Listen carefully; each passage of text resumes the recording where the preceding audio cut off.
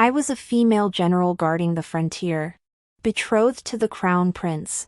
Yet on the day he wed me, he scorned me as ugly.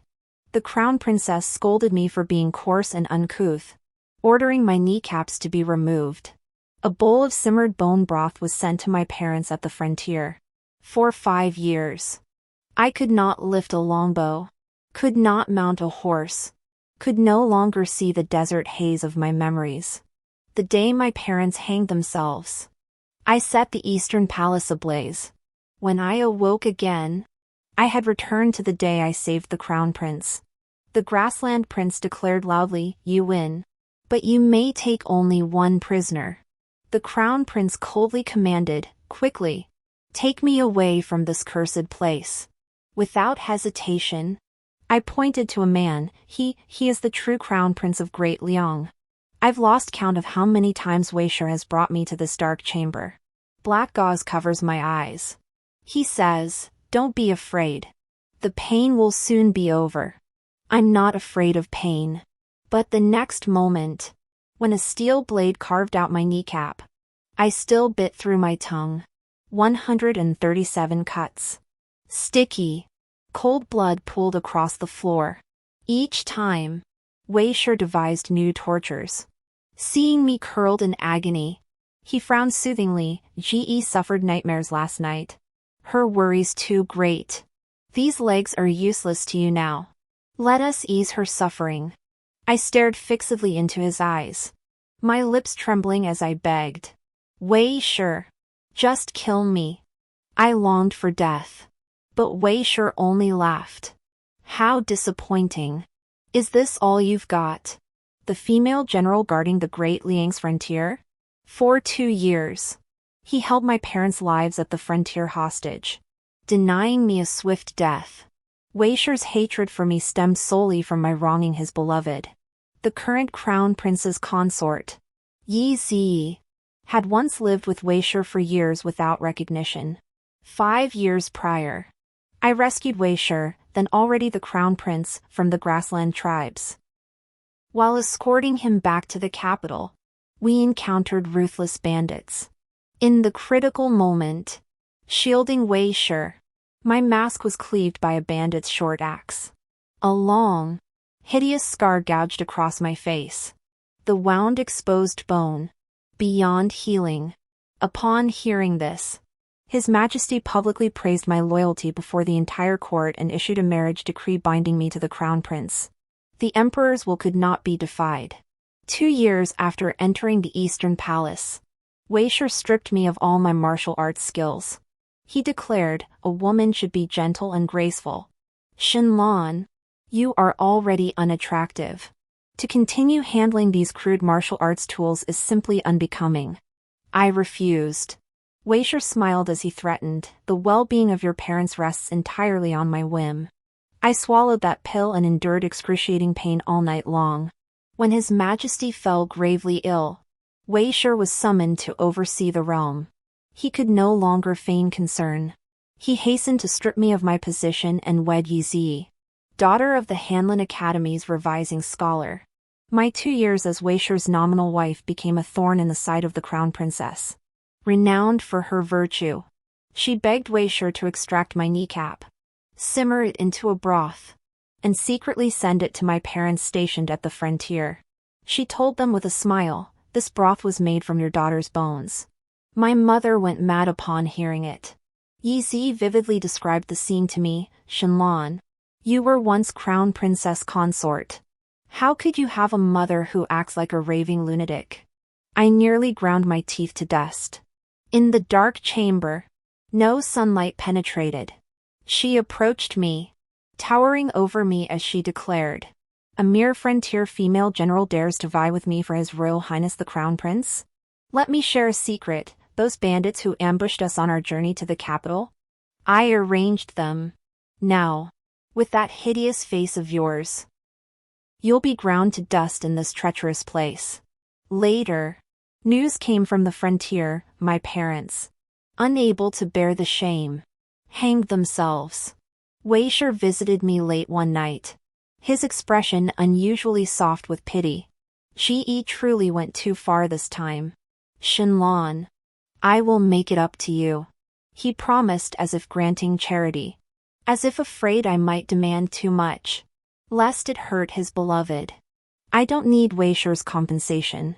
That night, I knocked over the candlestick. The flames spread, consuming half the eastern palace. Building my final tomb. My life was devoted to loyalty and service to the state, risking death countless times for the great Liang. Yet my reward was the treacherous scheme of a woman in the inner quarters.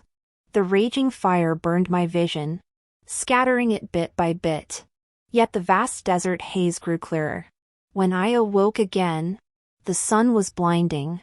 I instinctively shielded my eyes with my hands. But I discovered these hands bore only the dark calluses of martial training, not a trace of the iron spikes driven through them by Yi Zi's maidservants. My legs, too, were unharmed. The familiar military tent came into view. Just then, a man rushed into the main tent and reported, "General, His Royal Highness the Crown Prince ignored warnings and forced his way out of the city for a hunt. He's been captured by the steppe tribes." The man was called Pockface, a subordinate I'd once commanded in the army. I felt dazed. He was still alive? Or rather, I had been reborn. Soon, orders came down from above, commanding me to lead a force to rescue the Crown Prince. The brothers in the tent began discussing. "General, what do you think our great Liang Crown Prince looks like?" Hulu smacked his lips. "Heard he's pretty as a woman." Wei Shi's handsome face flashed through my mind. Reborn into this life. I wanted to devour him alive. How could I possibly save him? I deliberately waited until dawn before leading my men toward the grasslands. The wind howled fiercely. The eldest prince of the grasslands, Chang Mu, had set up a massive cage in the wilderness. The captives had their outer robes stripped off and were placed inside. Those within trembled uncontrollably. My gaze immediately fell upon Wei Shi, the crown prince, seated at the very center, clad only in a thin tunic. Stripped of his finery, Wei Shi's features still radiated an undeniable brilliance. Just as in my past life, Chang Mu challenged me to an archery contest. "Shenlong, if you win, you may take the caravan captives. If you lose, this prince will kill them." I accepted, just as I had in my previous life. Chang Mu's arrow sliced through the air. Simultaneously, my own arrow left the bowstring. 100 paces away. It split Chang Mu's arrowhead cleanly, striking the bullseye, just as it had in my past life. My thumb trembled slightly from the bowstring's recoil. How wonderful, I had returned to where I truly belonged. Perched high upon his horse, Chang Mu suddenly changed his tune amidst laughter. "General Shen, you may take only one." With a wave of his hand, the steppe warrior's arrows locked onto the prisoners in the cage. Wei Shi's eyes flashed with panic. Yet within the cage, he calmly smoothed his robes. His jet-black eyes fixed intently on me as he coldly commanded, "Quickly, take me away from this hellhole." In his panic, he revealed his identity without hesitation. I gazed repeatedly at the enormous prison cage from afar. Utterly satisfied, I pointed to a prisoner huddled in the corner and declared loudly, "He is the crown prince of Great Liang. Shenlong, I am the heir to the throne of Great Liang." Wei Shi's expression shifted at my words. But the next moment, he was struck unconscious by a flying stone hurled by the steppe warriors. On the way back, Pockmarked muttered, "Do you think the general picked the wrong person? That kid doesn't even look like a crown prince. You bloody fool. Do you think the general is as blind as you? Could he possibly bring back a fake crown prince?" Hulu retorted sharply. "In my past life, when I was stripped of my title as crown princess, Pockmark, Hulu, and the others went to the capital to plead my case. Yet Wei Shi sentenced them to death for abandoning their posts. After a moment's thought, I admitted honestly, this man truly is not the crown prince of our great Liang. Pockmarked and gored fell silent for a long while. Then both lifted their heads to flatter. The general must have profound reasons for this action. In my past life, Wei sure betrayed loyal ministers.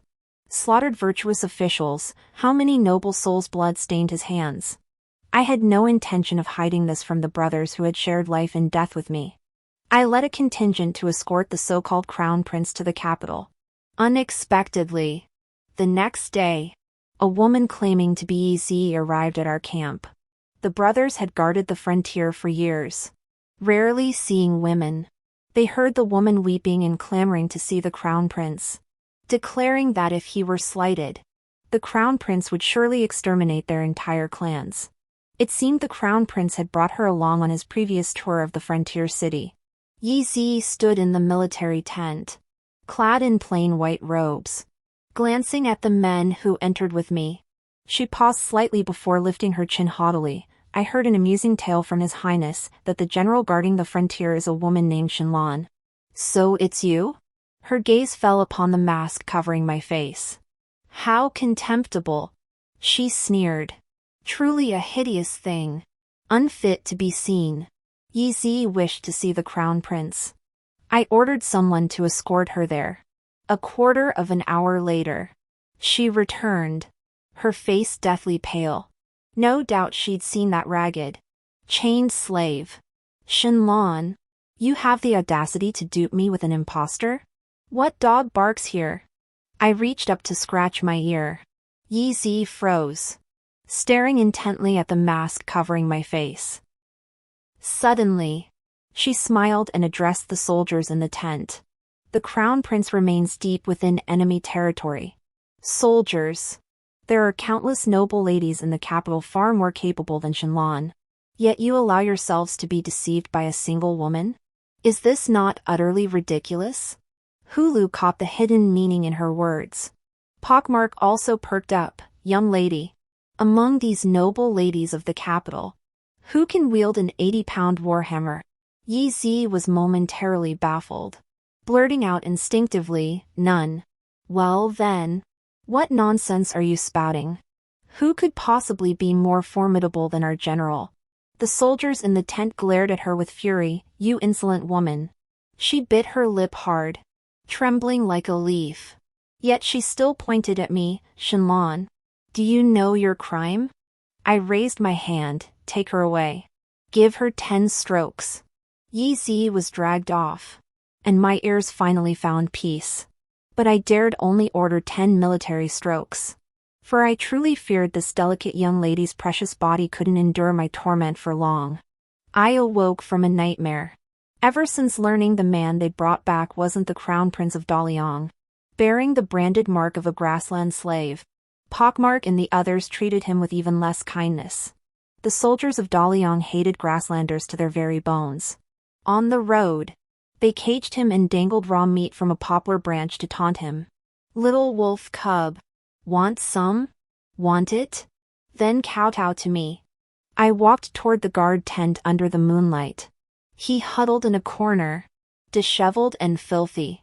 Through the moonlight, I could see the deep gashes on his ankles, bone exposed from the shackles. His coarse clothing was splattered with mud and bloodstains. At the sound of footsteps, his fingers twitched. When I bent to hand him something, his sharp little teeth pierced the back of my hand. As he lifted his head, the icy glint in his eyes gradually faded, replaced by panic. I am not your crown prince of Daliang. Beneath his high, arched brows, his amber eyes resembled cool, luminous jade. Were his face clean, he would be a handsome young man. I lifted his chin, his right hand pinned firmly against the wall. My breath caught. Yet he pressed his lips together tightly, maintaining a submissive posture. Only the collar of his short tunic parted slightly as he raised his arm. Noticing my gaze, he turned his face away, a flicker of embarrassment in his eyes. I instinctively lowered my gaze. I know full well you are not the crown prince. But for now, you must play the part. If you agree to act alongside me, once this matter concludes, I shall grant you a promise. He lifted the corners of his mouth, meeting my eyes, and suddenly smiled. If Aji does as General Sister says, will he die in the end? I fell silent, offering no answer. Try this. The cooked one tastes better. I tossed him the grilled beef and turned to leave. Wei Shi addressed himself as this one before the steppe people. The steppe tribes knew well what value the crown prince of Great Liang could bring in exchange. In my past life, before he could speak, I had already used my inner strength to knock him unconscious with a stone. I only referred to him as a wealthy merchant from my Great Liang, which allowed me to take him away. Now, with this youth posing as the crown prince within the army, I have sufficient time to complete my plan. When the truth is exposed, His Majesty won't execute me immediately. Though the nomads are weak, their constant raids over the years mean the border still needs defenders. Even Wei Shi himself took nearly 5 years to replace the border commanders with his own men. But upon returning to the capital, His Majesty would need a reason to convince the court and the people to punish me without killing me. A scapegoat who could pass muster in public. After all, as a border commander who had never met the crown prince, being deceived by someone impersonating him was understandable. This slave boy would certainly die. Once in the frontier city, I dragged out the days, announcing to the outside world that the crown prince was injured and needed rest. Yi Zi, despite her severe wounds, stubbornly insisted on returning to the capital to deliver the news. I detained her on suspicion of treason. The crown prince trapped in enemy territory? Who could prove your story? Besides, how could a noble lady from the capital wander to this harsh frontier? Could it be Miss Yi had secretly pledged herself to His Highness? Yi Zi fell silent, daring not to argue further. If word spread that she had accompanied the crown prince on his travels, her reputation would be utterly ruined throughout the entire Liang dynasty. After 2 such incidents, Yi Zi finally learned her lesson.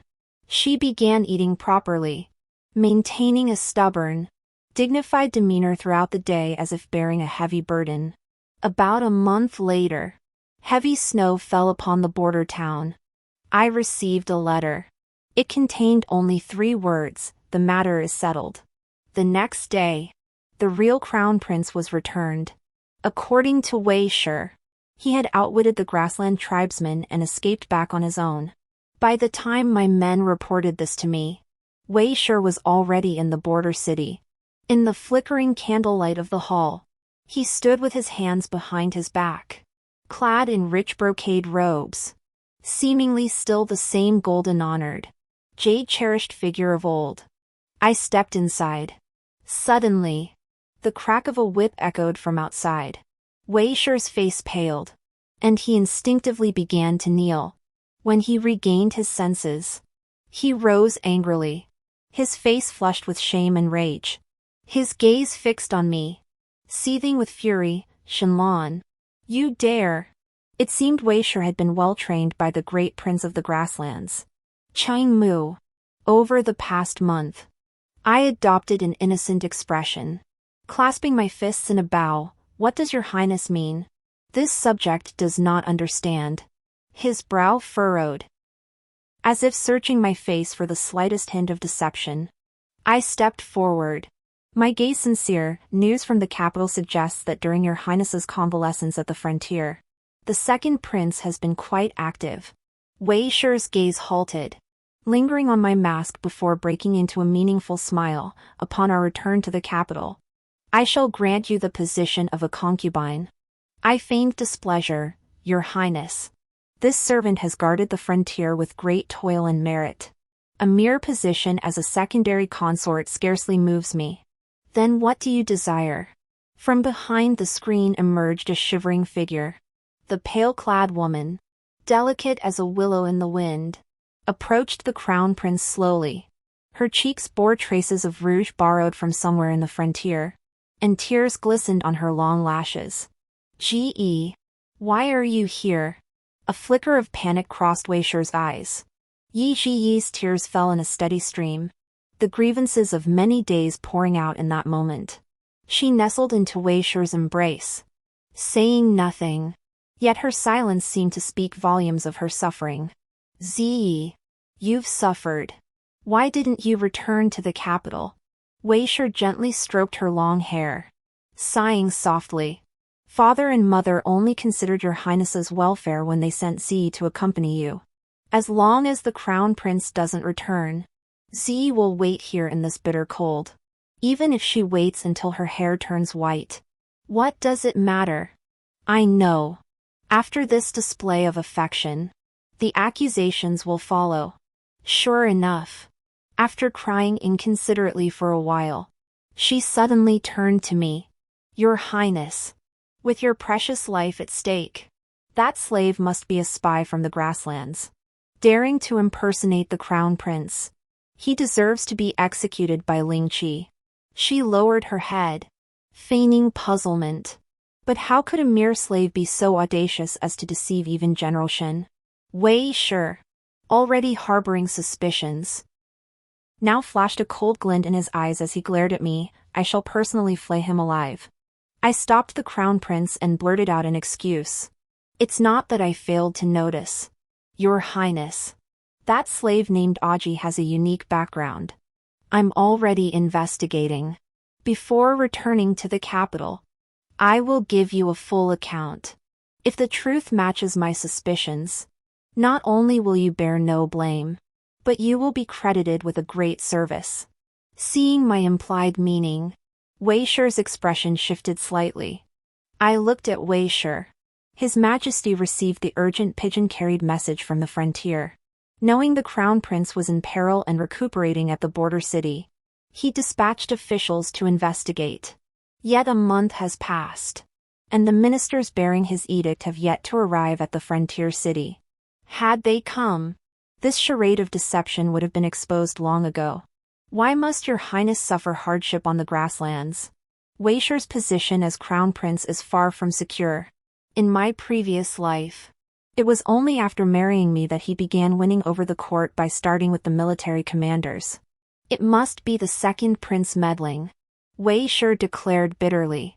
The second prince? Wei Zhoucheng? Seeing Wei Shi shift his focus to the second prince, Yi Zi refused to let me off the hook so easily. Your Highness. The frost and snow outside are perfect. Ji suddenly feels inspired to paint. She clapped her hands, gazing at the plum tree in the courtyard beyond the hall. Her smile charming and graceful. Heavy snow blankets the branches. A general kneels beneath the plum tree, praying for blessings. Your Highness. Ji wishes to personally paint this scene as a gift to you, wishing you great success in your grand ambitions. Wei Shi froze. Understanding Yi Zi's intent, she wanted me to be the kneeling, praying general in her painting. She remained unchanged from my past life, knowing exactly how to torment people with her insidious methods. Yet her expression remained utterly innocent. I forced a smile, suddenly finding it bitterly ironic. In my past life, I constantly wondered what I lacked that made Wei Shi, the man by my side, torment me so. Mother said women in this world are like small boats, drifting without anchor. She hoped I would find my true partner, a branch to cling to. But after experiencing that past life, I understood more clearly than anyone. In this world, a woman need not depend on anyone to live. My destiny shall be steered by my own hand. Are you unwilling, Your Highness? Yi Zi tugged at the hem of his robe, her eyes glistening. Wei Shi grasped her hand in return, his gaze turning cold as he looked at me. General Shen, to pray for the welfare of Liang is also your blessing. You may kneel outside. He casually pointed toward the plum tree beyond. Yes. I bowed my head and withdrew. It was too soon to reveal my hand. The heavy snow had ceased, yet the wind at the frontier town remained bitterly cold. I knelt beneath the crimson plum tree, snow piling up around my knees. Attendants brought paper and brush. Yi Zi made a show of sketching 2 strokes on the white shin paper before clutching her chest and coughing. Wei Shi personally brought hot tea, His voice filled with concern. Z. How could I not know your feelings for me? Why torment yourself like this? Sipping her tea, she lowered her eyes, feigning hurt. G is truly useless. After painting for only a short while, I'm already feeling weary. Would it not be better if Your Highness and I retired to the inner chambers for a brief rest, then resumed painting later? Yi Ji flushed, her hint unmistakable. Wei Shi's eyes darkened with desire. He immediately took her arm and led her into the inner chambers. The snow was icy cold, stinging my legs until they went numb. Yet I couldn't leave. I still harbored doubts about Wei Shi's words to me. Though he wished to cooperate, I had failed to rescue him from the grassland people back then. The suffering Wei Shi endured this past month was matched only by his deep, lingering resentment toward me. That was why he used Yi Zi's hand to punish me tonight. If I refused, he'd have more grounds to attack. After tonight, even if I shouted to the heavens, it would only be dismissed as a woman's whimsical jest. Footsteps suddenly approached from the side. Someone stepped before me. I caught sight of the visitor's slender ankles but did not raise my head. You'd best stay out of sight, the voice said. The crown prince is convinced the second prince is behind this. If he sees you, even I won't be able to save your life. So the crown prince punished you because he resents you for not saving him from the steppe people back then? The youth suddenly dropped to one knee, kneeling opposite me. He held a jet-black fox fur cloak in his hands, his stern eyes stubbornly fixed on me. You saved me. If you want me dead, I will die. Seeing my silence, his amber eyes darkened. You needn't torment yourself like this. Compared to the humiliations of my past life, what does this matter?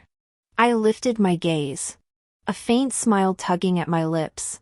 Do you think I'm compromising myself for nothing? I reached out and took the cloak from his hands. Naturally. It's because I admire the crown prince. When he sees me so lightly dressed tomorrow, he'll surely feel more pity for me. I shook out the cloak and draped it over his shoulders.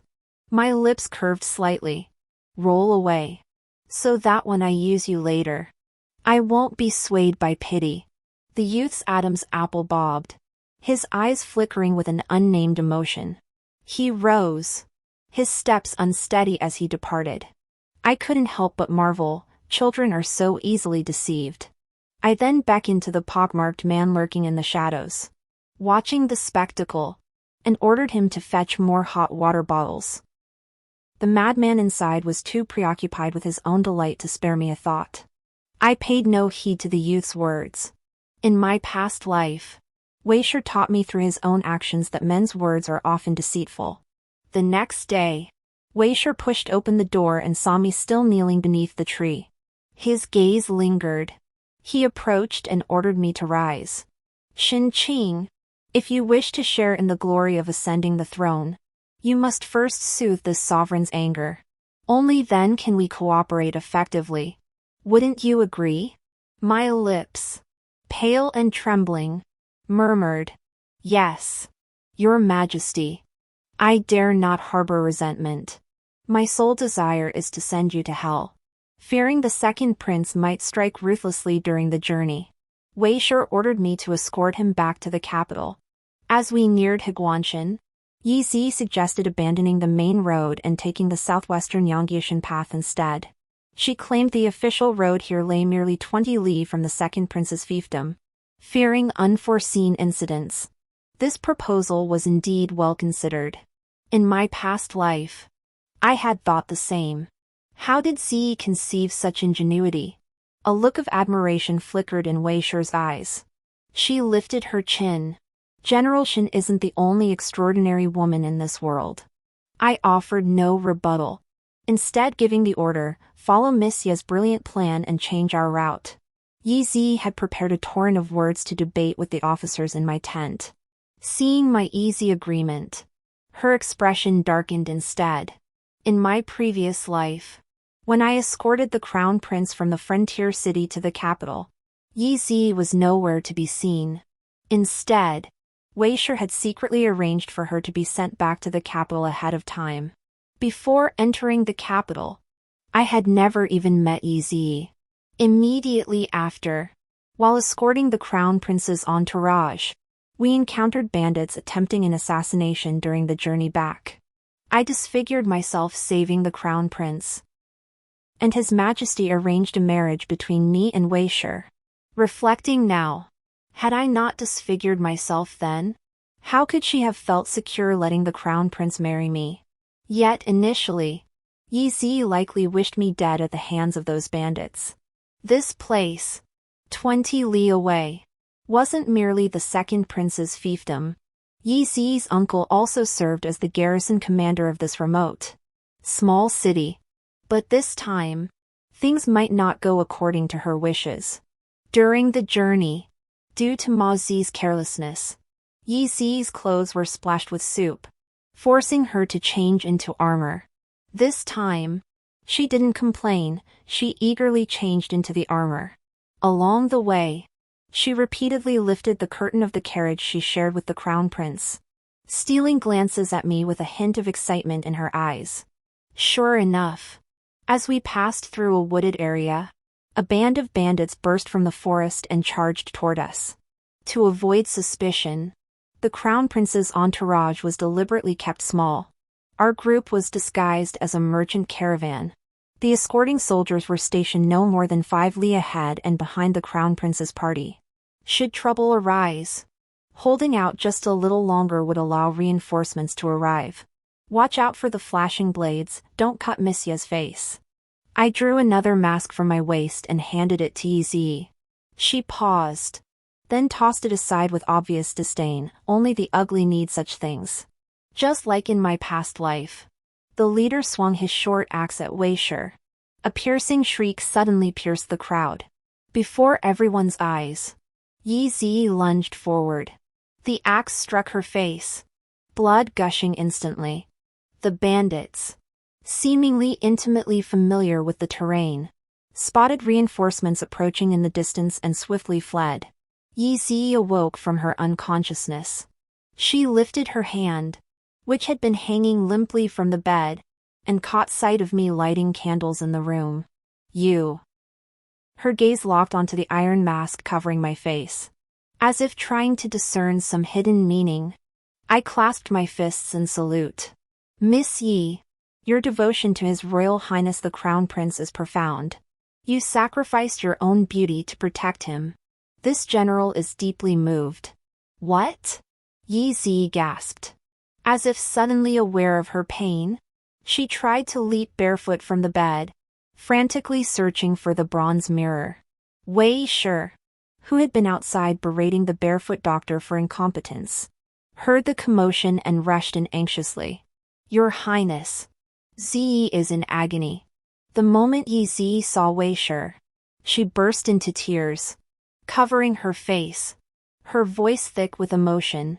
Thank goodness your Highness is unharmed. As long as you're safe, Zi can bear this suffering in your place. It is my blessing. Yi Zi shot me a furious glance from the corner of her eye, repeating the same words over and over. She was clever indeed, knowing precisely how to deepen Wei Shi's guilt. What else could she say? That she hadn't willingly shielded the crown prince? That someone had pushed her forward? Or that I was the one who should have been disfigured? Wei Shi's voice trembled with emotion as he soothed her. Once we return to the capital, I will search the realm for the finest physicians. Zi, your face will be restored. She shrank weakly into Wei Shi's embrace, weeping silently. Lost in thought, she stared intently at the mask covering my face. Ji had heard rumors in the border city that General Shen hid his face behind a mask because of his ugliness. She wanted to see what lay beneath that iron mask. Her voice already trembled with tears as she spoke. General Shen, please don't feel inferior. I only seek a shred of comfort. Seeing Wei Shi offer no objection, she wore a smug look and commanded haughtily. I order you to remove your mask. I froze for a moment, genuinely startled by her madwoman's behavior. Your Highness, Ji is but a delicate woman. She cannot command your subjects. Seeing my unyielding stance, Wei Shi's face darkened with anger. Shenlan, I've shown you some courtesy. Do you think I relied solely on you during my journey back to the capital? He stepped forward, his hand clamping down on my jaw. In the next instant, he ripped the mask from my face with brutal force. The iron mask clattered to the ground. Wei Shi paused, a flicker of astonished beauty flashing in his eyes. How could this be? You just stood by and watched.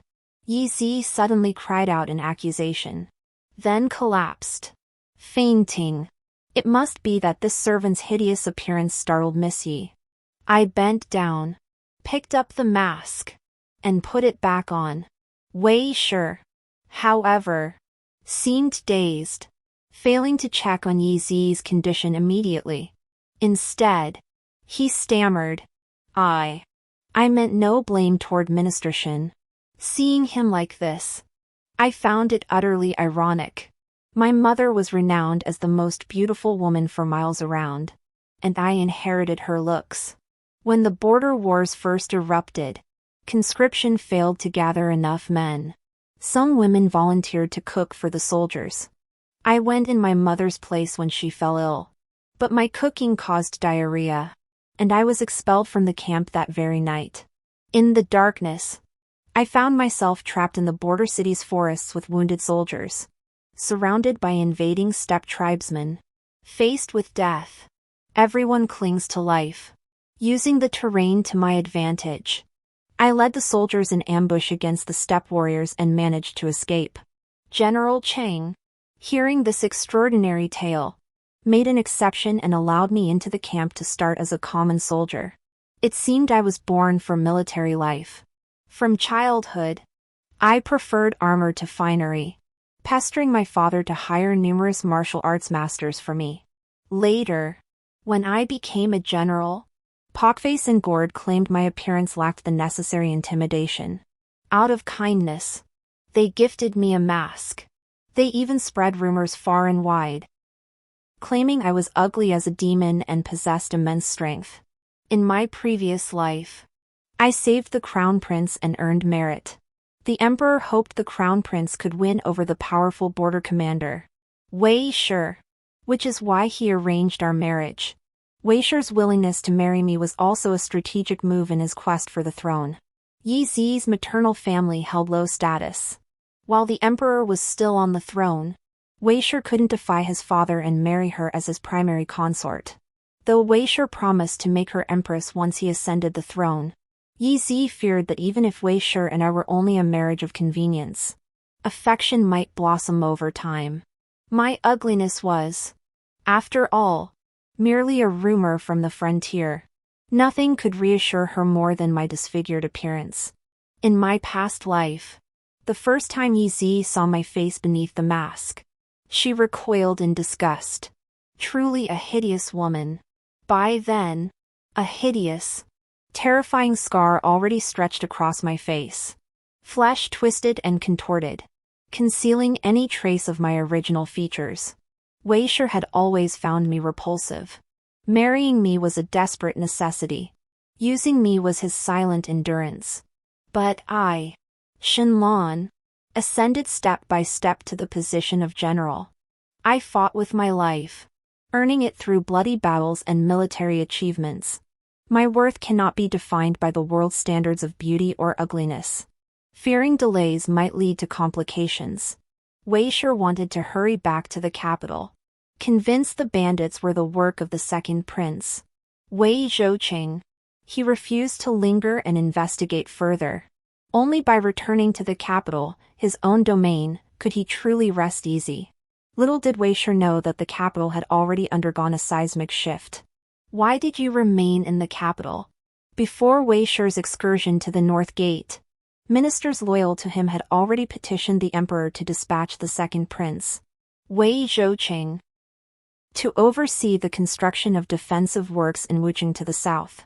Wucheng lay at the far southern edge of the empire, a world apart from the second prince's fiefdom, and Wei Shi's loyalists were firmly entrenched there. Overseeing construction was grueling work. demanding at least a year or two before one could return to the capital. This was precisely why Weishur had refused to believe me when I first suggested the second prince was in the capital. Yet Weishur remained utterly unaware of the unexpected turn of events. The second prince, who should have been in Wucheng, instead received an imperial summons to greet him at the city gates and escort him to the palace. In my previous life, at this very moment, the emperor's health was already at its last gasp, sustained only by rare medicinal herbs that barely prolonged his life for another 2 years. His Majesty commanded Weishur and me to enter the palace immediately for an audience. Weishur had no time left to probe further into this matter. The eunuch ushered Weishur and me into the golden hall. The emperor, seated upon the dragon throne, wore a pallid, ashen hue. After we completed the formal courtesies, His Majesty suddenly spoke with solemn authority. The Crown Prince has returned safely to the capital. I am deeply gratified. I intend to bestow a marriage upon him and General Shen. Raising his weary hand, he continued, as for that substitute, that execute him by Ling Qi. Everything unfolded as it had in my past life. Yet everything was different from my past life. Your Majesty, I spoke up. I cannot bear to destroy a good person's marriage. The Crown Prince's safe return is not my doing. Your Majesty, it was another, Yi Zi, daughter of the Hanlin Academy's compiler. I recounted a heartrending tale, embellishing how Yi Zi had sacrificed her own safety and disfigured her face to save the Crown Prince. After hearing my account, His Majesty sat in silence for a long while on the high dais, his gaze turning hostile toward Weishur. Ge was merely. Weishur stammered, visibly uncomfortable. Silence. His Majesty cut him off. Perhaps the notion of the Crown Prince privately betrothing himself to a minister's daughter was too unsettling. The Emperor forced a smile. Grant the Yi family girl the status of a concubine. Since General Shen has reservations, we shall revisit this matter later. It seemed His Majesty had no intention of abandoning this marriage. What surprised me was that this incarnation of Weishur, when faced with the Emperor's arranged marriage, did not refuse it in every possible way as he had in my previous life. As we exited the Golden Throne Hall, Weishur suddenly tugged at my sleeve. Your Highness, what does this mean? I feigned confusion. Weishur erupted in fury. Shenlan, I await the day you kneel before me, begging for my favor. With that, he swept his sleeve and stormed off. Watching his furious retreating figure, I curled my lips into a mocking smile. Let me see. Just how much is this true affection of yours really worth?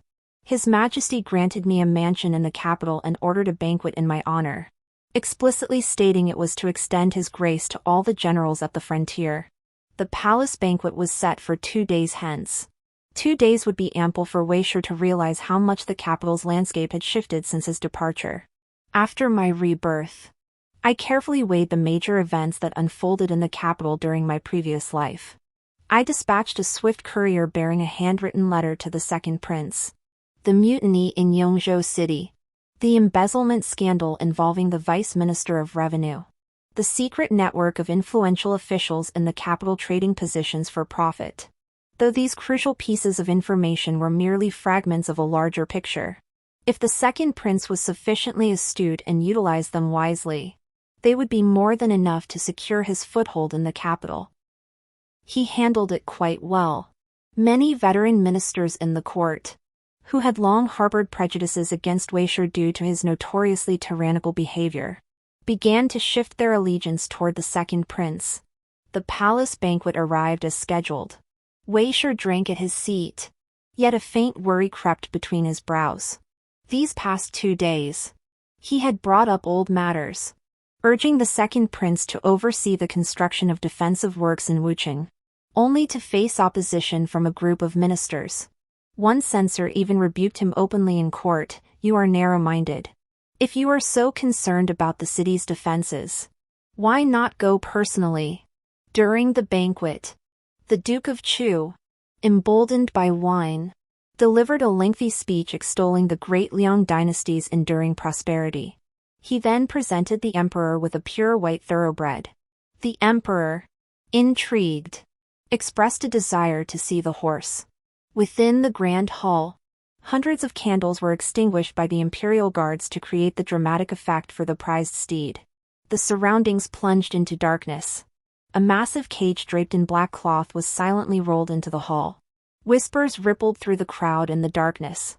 The trainer yanked the cage's chains open, lashing the horse's back with his whip. As the crack echoed, a sudden, eerie glow flared, and the horse reared, neighing wildly.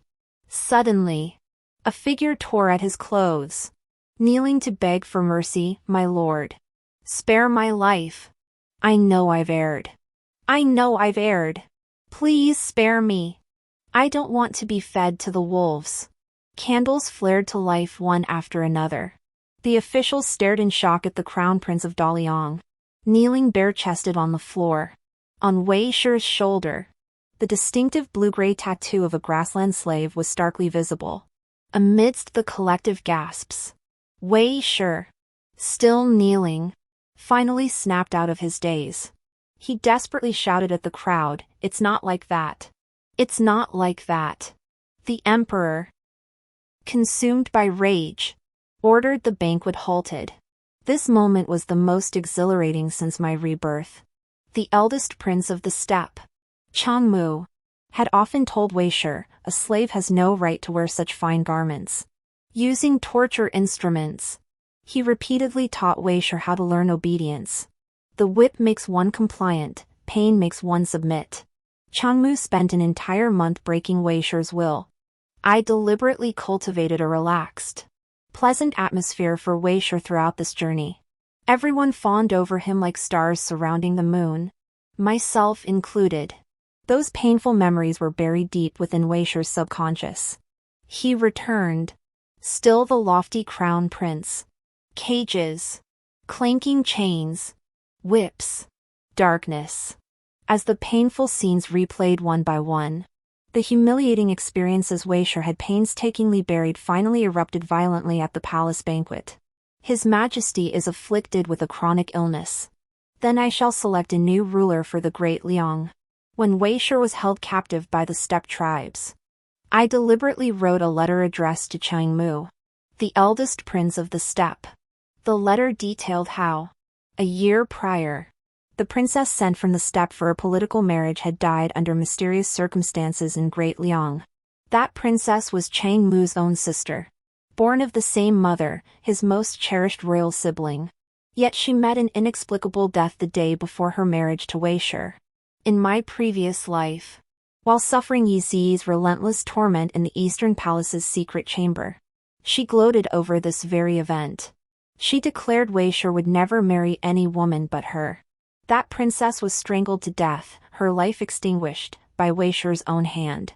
A year ago, the grassland tribes sent a princess for a political marriage, seeking exemption from their annual tribute. On the night before the wedding, that grassland princess died. The Great Liang Empire insisted the princess perished in a fire at the relay station, blaming her attendant for accidentally starting the blaze. After the incident, the emperor, enraged, executed the attendant. After that, there was no one left to tell the truth. Wei Shi even pretended to seek an imperial decree, granting the grassland people a 2-year exemption from tribute. Although Changmu had long harbored suspicions, he lacked evidence and found it difficult to confront the Great Liang court. Of course, the eldest prince of the grasslands would never take my letter at face value. Upon receiving it, he would surely dispatch carrier pigeons to the grassland agents hidden within the capital. Over a month ago, the Eastern Palace was burglarized. Yet no gold, silver, or jewels were stolen. Only beneath the golden osmanthus tree in the side courtyard, a decayed female corpse had been dug up. I returned to the residence bestowed by His Majesty, waiting quietly for events to unfold. Yet upon stepping into the main courtyard, I saw someone I should never have seen. The youth stood in the central courtyard, freed from his shackles. His spine appeared even straighter, his tall figure standing like a jade statue. I felt a twinge of confusion. Yes, I had ultimately succumbed to compassion, pleading with the second prince to spare Aji by substituting him with a condemned prisoner. But at this moment, he should have been far from the capital. Today, His Majesty is furious. After this, he will inevitably seek retribution. General, if you release me, who will serve as your scapegoat? The youth tugged at the corners of his lips, stepping closer to me. Suddenly, anger surged within me. I raised my hand and struck him hard across the face. The force of the blow made him turn his head away, a trickle of blood appearing at the corner of his mouth. Yet he still smiled at me. Let Aji stay. Okay? My face froze. On the journey back to the capital, I had confided in Motsi and Hulu about my rebirth. Though it sounded like a fairy tale, they believed me without question. I never intended for him to know too. You have no right to bargain with me. Stay by my side, and you'll live in constant fear that a single bad mood might cost you your life, you. The traitor. My tone hardened, emphasizing the word traitor. Ji Changjiang. Your mother bore the Ji surname. She was originally a slave captured by the grasslands, favored by the grasslands king, and bore you, your half-brother, Changmu, deemed you lowly and refused to acknowledge you. Your father treated you with cold indifference, allowing Changmu to treat you like a slave. I suspect Changmu must have promised you something, a high-ranking position, or perhaps gold and jewels, to make you lie dormant by my side. Once Wei Shi's matter was settled, you were to make your move. I stared intently at his face, drained of color by my words. Not only do you steppe tribes have spies in the capital, but I've spent years at the frontier. How could the steppes lack my great Liang's hidden agents? Yet I've also investigated, you possess no inner strength. Your skills are decent, but not enough to kill me. But over time, opportunities may arise. I won't leave a hidden threat by my side. Letting you go is already my greatest mercy. I came to kill you. He bowed his head, lips pressed tight. But I couldn't bring myself to do it. No one wraps me in a cloak during winter. No one tells me meat tastes best when cooked through. Even General Sister knows my true identity, born of lowly stock. He lifted his head, revealing eyes untamed and wild. What do you intend to do? Break my hands and legs to present to that brother of mine, the king? Or sever my head to claim glory before your emperor? His questions came in rapid succession. Yet beneath the youth's seemingly hardened demeanor, I could sense the sorrow in his amber eyes. I sighed. I never intended to use you as a bargaining chip. Ji Changjiang, your blood is not tainted at all. You know, in my tent, there's a man named Hulu who's read many books. He says the text's right. Our kings, lords, generals, and ministers born from a special lineage? So don't give up on yourself. The world is vast, there's always a place for you. The youth's fair face flushed slightly, yet his amber eyes dimmed bit by bit. Sister, who taught you all these sweet nothings? I've never heard them before. Could you repeat them? I thought. You despise me for being unclean. Before I could respond, the youth met my gaze and pressed further. What must Aji do to stay by your side? Would flattering you suffice? I couldn't believe it. How had Changmu raised such a cunning, manipulative wolf cub? His lean, muscular hand gripped the hem of my robe as he lifted his gaze. When the day comes that General Sister needs it, just cast Ajay aside. He drew a dagger from his robe. I raised an eyebrow, sudden wariness rising within me. He spoke earnestly, General Shen. I offer you this blade. I pledge myself to your use. He reversed the dagger's grip and thrust it into my hand. I took the hilt. My mind clouded, and mumbled, very well. The youth's palm was slashed by the sharp blade. Blood spilled forth, dripping steadily onto the ground. I inwardly scoffed. The storybook that Gord shoved at me never had this kind of raw intensity. Only when it hurt did I dare believe it was real. Don't abandon me. The youth resembled a small beast whimpering as it licked its wound. He buried his head against my shoulder, stubbornly repeating, "Don't abandon me." This was hard not to be moved by. Why don't we become sworn brothers? We'll share blessings and endure hardships together. He laughed in exasperation, biting my shoulder through the fabric with his sharp little teeth. Who wants to be sworn brothers with you? Damn, you've got some teeth. A day later, His Majesty summoned his senior ministers, announcing that the Crown Prince had passed away en route to the capital. An impostor had dared to impersonate him before the throne, only to be exposed during the palace banquet. The sovereign changed his heir while on his deathbed. His Majesty of Daliang, ultimately struck down by this blow, saw his illness worsen. Confined to his sick bed, he entrusted the second prince, Wei Zhouqing, to oversee the realm. In my view, Wei Zhouqing was not necessarily a particularly capable heir apparent. Yet he was far more benevolent than Wei Shi. In my past life, he was framed by Wei Shi's faction and cruelly exiled.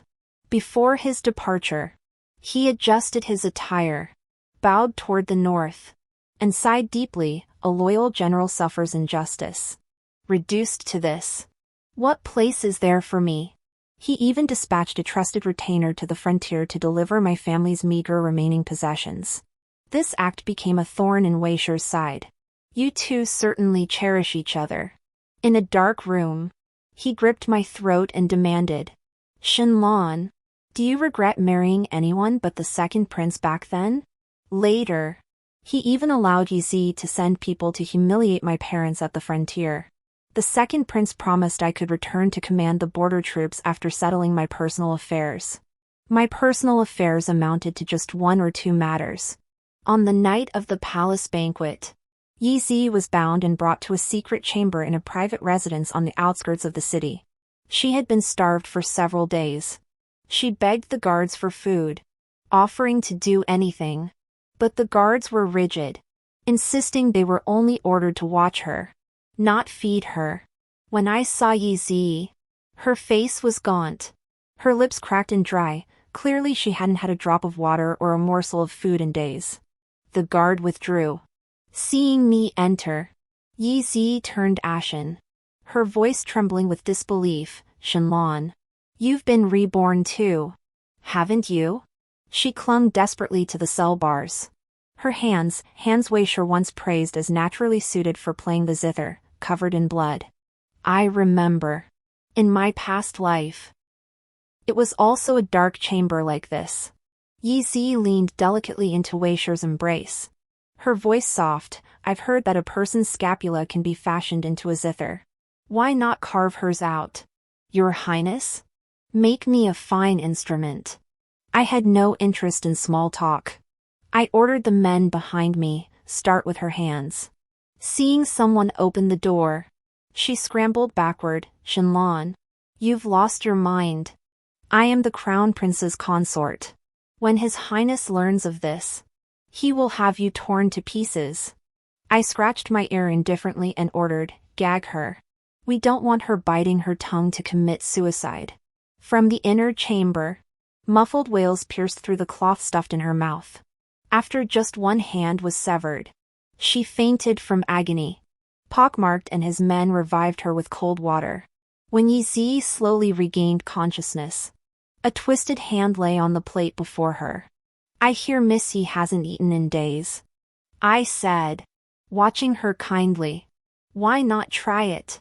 Not fragrant enough? Yizi stared at the hand and suddenly shrieked. I curled my lips. Seems Missy isn't quite satisfied with your culinary skills. Then I instructed my attendants. Prepare the next one as barbecue.